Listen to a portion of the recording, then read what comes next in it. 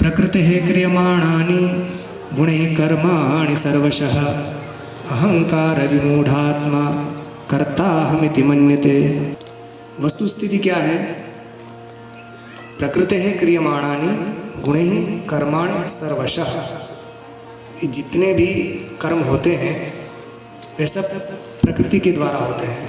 प्रकृति के द्वारा मतलब प्रकृति के जो गुण हैं, प्रकृति के 3 गुण हैं, सत्व गुण, रजोगुण और तमोगुण। ये 3 गुणों से युक्त जो प्रकृति है त्रिगुणात्मिका, जिसको भगवान अपनी माया कहते हैं, मम माया दुरत्यया, ये जो माया है। एक बात और बता देते हैं, जो लोग कई बोलते हैं ना सतोगुण करते हैं, है ना। रजोगुण तमोगुण तो ठीक है, किंतु सतोगुण शब्द नहीं बनता है, सत्वगुण होता है। सत्वगुण क्यों नहीं होता है? क्योंकि सत्व शब्द जो है वो सकारांत नहीं है। जो सकारांत होता है उसमें फिर व्याकरण के नियम के अनुसार फिर ओ हो जाता है, क्योंकि रजस शब्द है और तमस शब्द है, तो उसका रजस का रजो हो जाता है, पीछे ग है इसलिए। और तमस में भी स है तो पीछे ग है तो उसका ओ हो जाता है, तो रजोगुण तमोगुण तो बनता है, किंतु सतोगुण नहीं बनता है। सतोगुण शब्द जो है वो अशुद्ध है। क्या होता है? सत्वगुण। ये केवल आपकी सामान्य जानकारी के लिए बता दिया। तो ये प्रकृति के 3 गुण हैं, सत्वगुण, रजोगुण और तमोगुण। इन 3 गुणों से युक्त जो प्रकृति है यही सब कुछ कराती है। गुणी कर्माणि सर्वशः, प्रकृति से ही ये सब कुछ चल रहा है। किंतु जो अहंकार विमूढ़ आत्मा है, अहंकार से जिसकी आत्मा विमूढ़ हो चुकी है, अहंकार से जो ग्रस्त है, वो क्या समझता है? कर्ताहम इति मन्यते। सह किम मन्यते? अहम कर्ता। जो प्रकृति के वश में आ गया है, वशीभूत हो गया है, वह सब कुछ स्वयं करता अपने आप को मानता है कि मैं ही सब कुछ करता हूँ। वस्तुतः करती प्रकृति है और वो करता स्वयं को मानता है। अहंकार विमूढ़ात्मा। अहंकार विमूढ़ात्मा का अर्थ आयुर्वेद में मूढ़गर्भा शब्द आता है। मूढ़गर्भा कहते हैं कि जो माता के उदर में जो गर्भ होता है वह कई बार आगे पीछे खिसक जाता है। उसको पता तो रहता नहीं कि मुझे कहाँ खिसकना है, कहाँ जाना है। तो वो जो गर्भ होता है कई बार जहाँ नहीं खिसकना था उस जगह चला जाता है। तो उस गर्भ को आयुर्वेद की दृष्टि में मूढ़गर्भा कहते हैं। तो जिसको पता नहीं है, बच्चे को क्या पता है कहाँ खिसकना है क्या नहीं, वो तो जहाँ बेचारा खिसक गया है। तो इसलिए कई बार फिर उसकी उत्पत्ति में कष्ट होता है। तो इसी प्रकार अहंकार से जो विमूढ़ हो चुके हैं, मतलब अहंकार रूपी आत्मा का मतलब तो अंतःकरण है यहाँ पर मुख्य रूप से, किंतु आत्मा शब्द से आप जिसको आत्मा समझते हैं सामान्य लोग, जिसको जीव या कुछ भी वो मान लें, तो भी अहंकार के द्वारा जिसकी आत्मा इधर उधर खसक गई है, लटक गई है, वो अहंकार विमूढ़ आत्मा। सही रास्ते पर जो नहीं है वो अहंकार उसको सही रास्ते पर नहीं ले जाने देता, उसको इधर उधर भटका देता है। उसके कारण, अहंकार के कारण जो मूढ़ हो गया है, भटक गया है, लटक गया है, अटक गया है, वो है विमूढ़ आत्मा। तो वह स्वयं को कर्ता मानता है कि मैं ही करता हूँ। वस्तुतः सारी चीज़ें प्रकृति के अनुसार होती है। प्रकृति के गुणों से ही प्रेरित होकर सब कुछ होता है। यह बात अलग है कि प्रकृति भी स्वतंत्र नहीं है, वो भी परमात्मा के अधीन है। मया अध्यक्षेण प्रकृति ही सूयते सचराचरम। भगवान गीता में कहते हैं कि मेरी अध्यक्षता में यह प्रकृति सचराचर की उत्पत्ति करती है। तो यहाँ पर तो बताते हैं क्योंकि ब्रह्म जो है वो निर्गुण निराकार है, उसमें न क्रिया है, न संबंध है, न गुण है, न जाति है।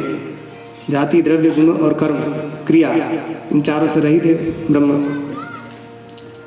और प्रकृति से ही उत्पत्ति जब होती है तो ये सब चीज़ें आ जाती हैं। तो जो अहंकार से विमूढ़ हो चुका है वह प्राणी स्वयं को ही कर्ता मानता है, मैं ही करता हूँ, और कर्ता बनता है तो उसके कारण भुगता भी बनना पड़ता है। हमने इस बात को पहले भी कई बार बता चुके हैं इसको। और संसार के प्राणी ऐसे हैं कि एक बार आपको पकड़ लेंगे तो फिर छोड़ेंगे नहीं। मनुष्य अहंकार के कारण ही तो संसार में फंसा हुआ है। तो वो समझता है कि हम संसार को पकड़े हुए हैं, मगर पहले क्या होता है, सबसे पहले तो मनुष्य संसार को पकड़ता है और फिर कुछ समय बाद वो संसार मनुष्य को पकड़ लेता है। कैसे पकड़ता है, एक दृष्टांत बताते हैं छोटा सा।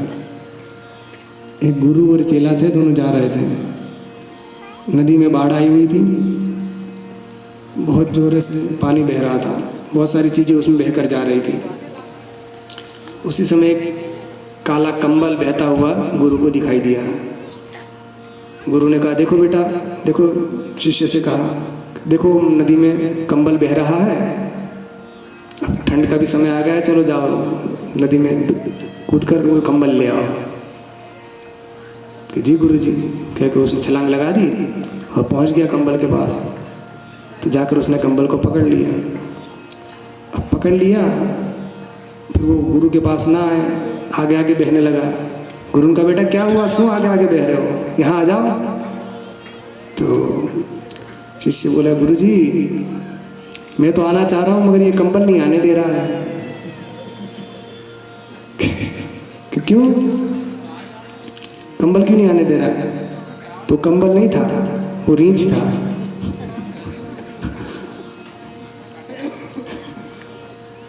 वो नदी पानी में वो बह रहा था, बेचारा बाढ़ आ गई तो कहीं से गिर गया होगा, तो बहता हुआ जा रहा था। तो उसी को उसके बाल भी काले काले रहते हैं ना, तो कंबल जैसा दिख गया।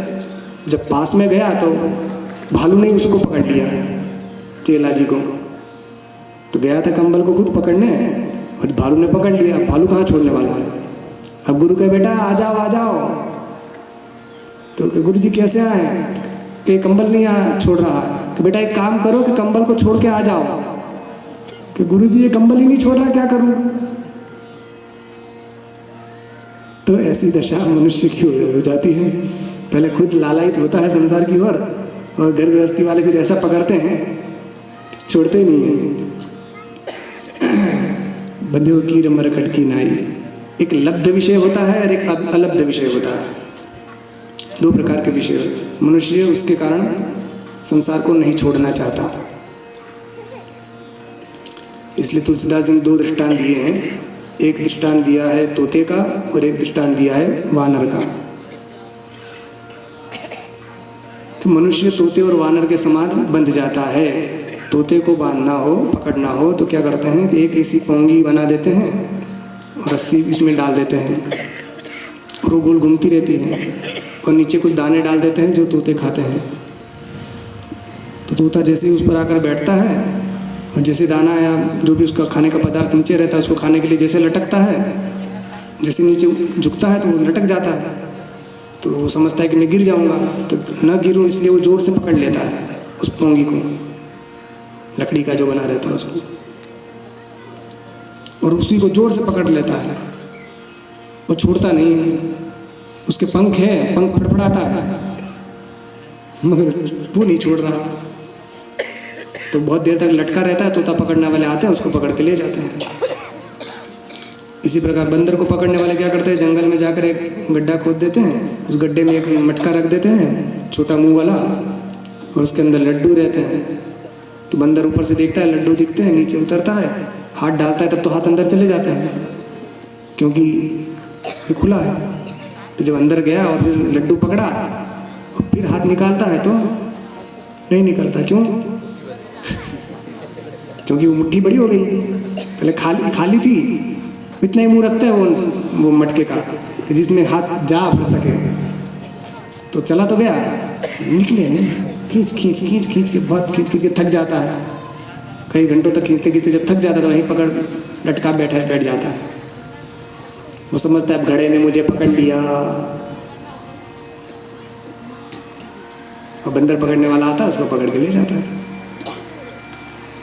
तो इसी प्रकार अब बताइए, क्या तोते को उस डंडी ने पकड़ा था या घड़े ने बंदर को पकड़ा था?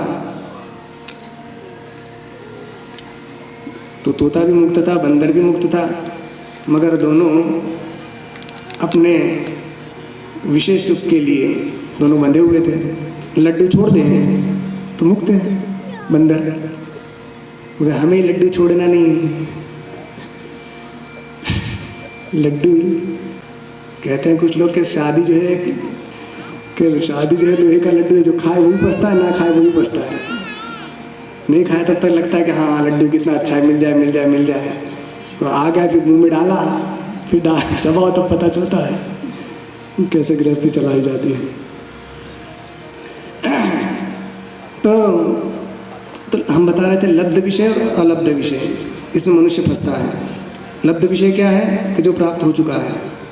बंदर को लड्डू प्राप्त हो चुका है, उसके हाथ में आ गया है, अब वो उसको छुड़ाना नहीं चाहता। और तोता जो है उसका अलब्ध विषय है, अभी उसके मुंह में उसके दाने नहीं आए हैं, उस दाने को प्राप्त करने के लिए प्रयत्नशील है। इसी प्रकार हम जितने भी मनुष्य हैं वे सब क्या चाहते हैं, कुछ चीज़ हमारे पास जो है उसको हम छोड़ना नहीं चाहते हैं, और जो चीज़ हमारे पास नहीं है उसको प्राप्त करने की हमारी निरंतर इच्छा बनी रहती है, प्रयत्न हम करते रहते हैं।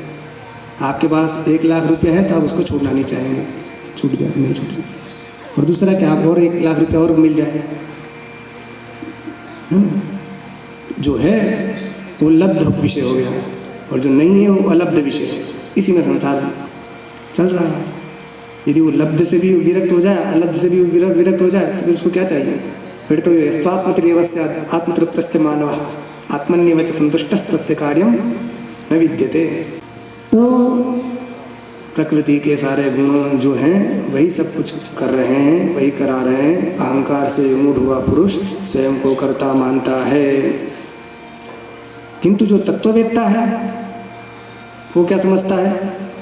तत्ववित्तु महाबाहो गुण कर्म विभागयोः गुणा गुणेषु वर्तन्त इति मत्वा न सज्जते। ये तो अज्ञानी की बात कर दी कि भैया प्रकृति के गुण ये सब करते हैं। तो जो तत्ववेत्ता है वो क्या समझता है?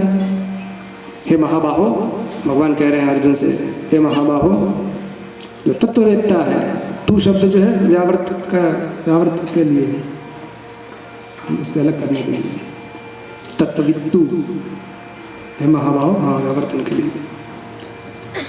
कौन किस विषय का तत्ववित्त? गुण कर्म विभागयो हो तत्ववित्त। गुण और कर्म के विभाग का जो तत्ववेत्ता है, उन दोनों के तत्व को जो जानने वाला है। गुण विभाग क्या है, कर्म विभाग क्या है? तो इसको आप संक्षेप में यूँ समझ सकते हैं, गुण मतलब आप कर्ण मतलब इंद्रियां, इंद्रियों को आप गुण समझ लीजिए। कर्म मतलब विषय, इंद्रियों के जो विषय हैं वो उसके कर्म।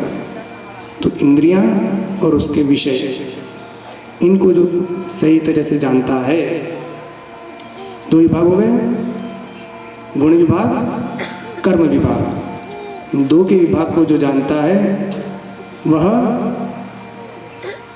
गुणा गुणेषु वर्तन्त इति मत्वा न सज्जते। ऐसा जानकर कि गुण ही गुण में बरत रहे हैं, वह किसी में आसक्त नहीं होता है। तो आसक्ति का त्याग आपको करना है, तो उसका सरल उपाय यह है कि आप ये चीज़ को अपने मन में दृढ़ कर लीजिए कि गुण ही गुण में बरत रहे हैं।